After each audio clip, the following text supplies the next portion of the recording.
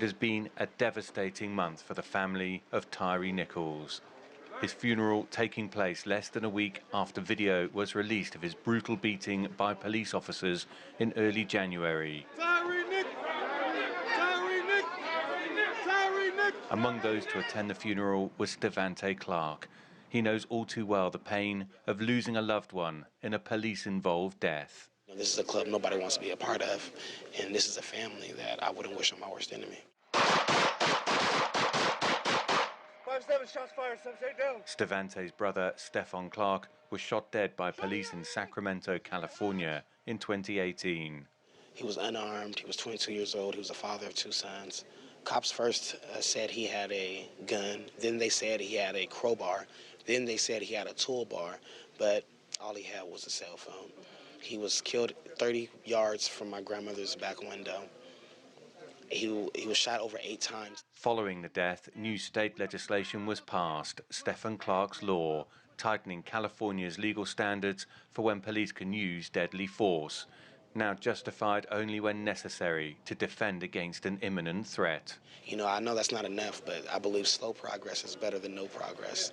And that's why I created the I Am SAC Foundation, to make sure I welcome families into a club that nobody wants to be a part of, but to let them know that I'm going to be with them when the cameras leave. The investigation into Tyre Nichols' death continues, but the swift filing of charges against the police officers involved, the disbandment of the elite police force the officers were part of, the so-called Scorpions unit, as well as the timely release of video, contrasts with the way other high-profile deaths involving police officers were handled.